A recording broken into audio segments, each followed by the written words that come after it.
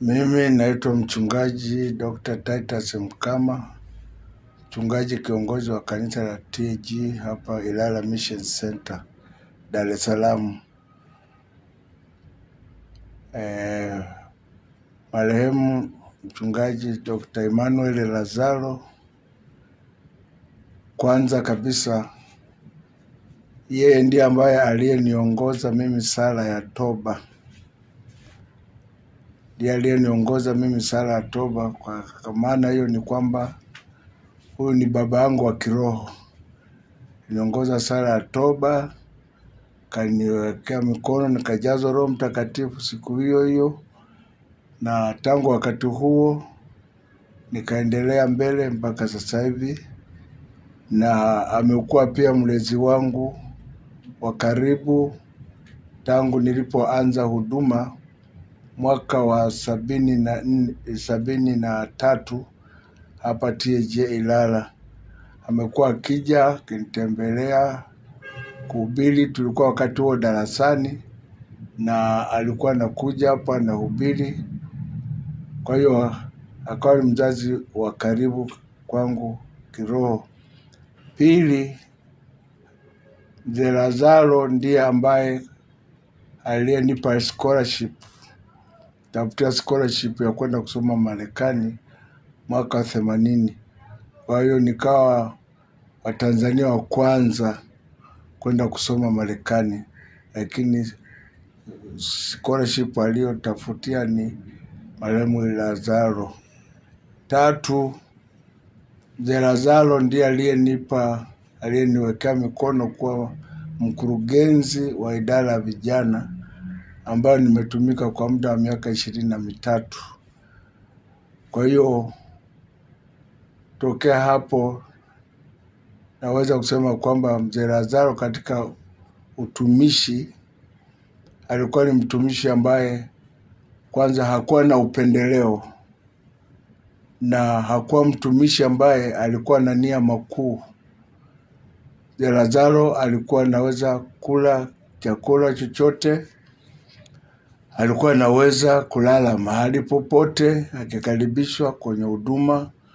Hakuwa na complication ya aina yoyote, na moyo wake na hamu ya moyo wake ilikuwa ni kuona Watanzania wakimgeukia Mungu na kumwishia Mungu. Hiyo ndio hamu yake, na kwa sababu ya hiyo hali ambayo alikuwa nayo, wito aliokuwa nao kwa ajili ya Watanzania, hakutulia.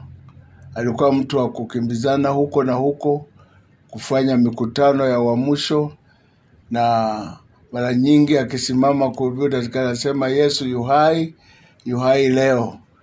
Naona kwa hiyo alikuwa anapenda sana kumdhihirisha Yesu kwa Watanzania, na kwa kweli kupitia utumishi wake, na akiwa ni askofu mkuu wa kwanza wa kanisa la Tanzania Assemblies of God Mwafrika. Kwa kweli hili kanisa ametoka nalo mbali, kwa makanisa machache sana na washirika wachache sana.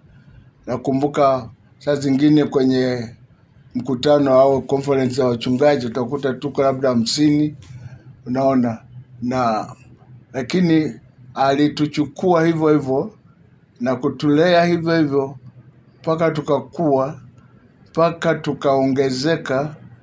Na hata baada ya kuacha kustaafu kwenye waskofu, aliliacha kanisa likiwa katika hali nzuri, na ongezeko lilikuwa ni kubwa kulinganisha na alipoanza yeye. Kwa hiyo utumishi wake kwa kweli ukawa ni utumishi uliotukuka sana tu. Alitembea hata katika nchi yote hii na hata nchi za jirani. Nakumbuka kwamba TAG ndio mzazi wa kanisa la KAG pale Kenya, litokana na Tanzania. Baada ya Watanzania ambao walikuwa na mzigo na wito wakaenda kama missionary, alikuwa Mwakyusa, Abisaro Mwakyusa na mchungaji Simon Maria, ndio ambao walikuwa waasisi wa kanisa la KAG kule Kenya. kama kiongozi wa kiroho, kwanza alikuwa ni mtu ambaye ana upendo kwa watu. Alipenda watu, alikuwa na ushirika mzuri na watu, na alipenda kuwa karibu sana na watu. Yani pamoja na ile heshima yake kwamba ni askofu, lakini alikuwa ni mtu wa kujishusha sana sana tu na kuwachukulia watu kama jinsi ambavyo walivyo. Ninachoweza kusema ni kwamba kitu ambacho naweza kusema nimejifunza kutokana na maisha ya huyu mtumishi wa Mungu ni kwamba utumishi ni kujishusha, sio kujinua na kujivaa kama wewe ni mtu bora sana. Yeye alikuwa ni mtu wa kujishusha sana sana tu. Kwa hiyo alafu pia huyu mtumishi alikuwa mtu ajabu. Alikuwa na kipawa ambacho sijui kama sijaona. Yeye kwenye eneo la kuombea Roho Mtakatifu, Lazaro akifundisha Roho Mtakatifu, hakuwa nawekea mikono watu, ila tu atasema wanaohitaji ujazo Roho Mtakatifu, kama ni kusimama wasimame, na wakisimama naambia haya, pokeeni Roho Mtakatifu huko waliko, na wanajazwa Roho Mtakatifu huko. Hawagusi wala hawaiti mbele saa zingine, na hata akiwaita mbele yeye atasema tu pokeeni Roho Mtakatifu.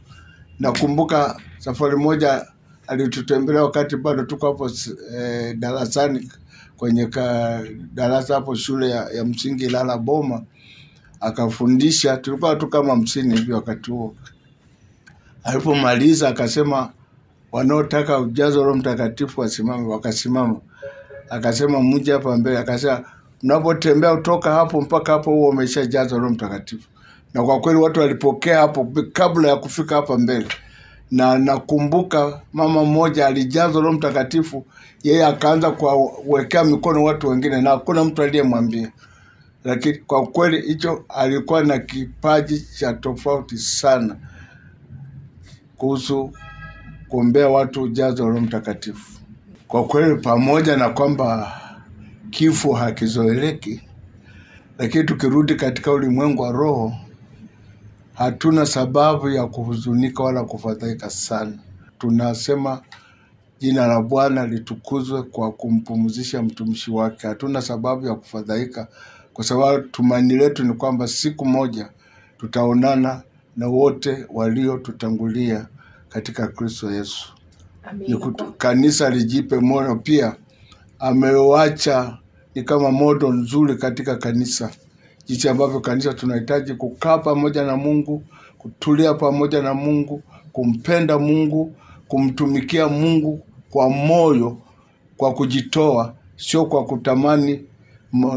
kutamani vitu vya juu. Maana yeye alikuwa ni mtu wa hali ya chini sana, lakini alikubaliana kwa sababu alijua Mungu aliyemuita ni nani. Kwa hiyo akamtumikia bila kujali mazingira ambayo yalikuwa yanamzunguka. Kama huko kwao alitukanwa, aliwindwa saa zingine hata kutaka kuuawa, lakini bado alisimama imara pamoja na Mungu. Tunapaswa kusimama imara na Mungu na kumtumikia Mungu kwa mioyo yetu yote na kwa kujitoa kama watumishi wa Mungu bila kujali mazingira ambayo tunakabiliana nayo. Hasa vijana ambao wanainukia sasa hivi, wasiingie kwenye utumishi tu kwa sababu ya hali ilivyo sasa hivi, mafanikio. Lakini hata kama hayapo mafanikio, Mzee Lazaro, nakumbuka hata nyumba aliyokuwa naishi huko kwao ni hali ya chini sana. Alafu naambia huyu ni askofu, alafu hana gari, lakini alitumika kwa moyo bila kujali mazingira.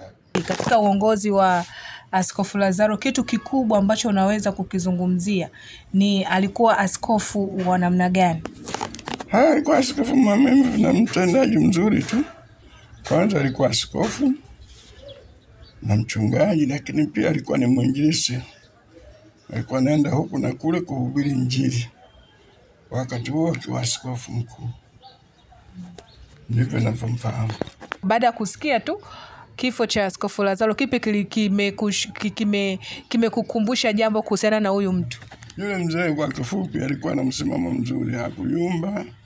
Mambo ambayo niyaona manake mimi niliingia kwenye uongozi ndio nimekutana na tatizo hilo. Sasa katika kumuona kwangu nimeona mzee ambaye ana msimamo wala hayumbi. Ndio. Nimeona ni mtu ambaye ana imani ya kumwamini Mungu. Nilikutana mambo mengi ambayo mzee alikutana nayo magumu na mepesi, lakini mzee sikumsikia lolote. Yeye alisimamia tu uongozi, katiba mpaka hapo anapomaliza. Ndio mimi namsifu kwa jinsi ya msimamo wake basi. Na kitu gani ambacho hasa wachungaji vijana ambao wako sasa hivi ambacho unaweza kuwaelezea kwamba wakifuate katika nyakati hizi hapa? Ni msimamo wa yule mzee. Vijana wa siku hizi wanatakiwa kuwa na msimamo. Vijana wa siku hizi ni wengi wanayumba. Ukitokea tatizo anaanza hili anaenda kule, lakini kwa kweli mzee yeye ametufundisha kuwa na msimamo usioyumbishwa na kitu chochote. Yule mzee alitokana maneno mengi magumu sana ambayo mimi nimeshuhudia sana, lakini hakuwahi kusema chochote. Alisimama tu katika maelekezo na uongozi wake kama askofu mkuu basi. Na neno gani la mwisho ambalo unaweza kuwaambia wana TAG kutokana na huu msiba mzito ambao umewapata? Tumesikitika kwa kumpoteza mzee wetu, kwa kweli tulimpenda sana, lakini ametuachia pengo kubwa hata na ushauri, kutushauri na kutuelekeza. Hilo kweli kwa kweli tumemkosa mzee ambaye Bwana Yesu amempumzisha. Tunaamini kwamba na sisi tutaendelea kuwa na msimamo kama alivyokuwa nao. Kama askofu mkuu alituonyesha mfano mzuri, na tupasa sisi kama vijana tuige mfano wake ili Mungu aweze kutusaidia.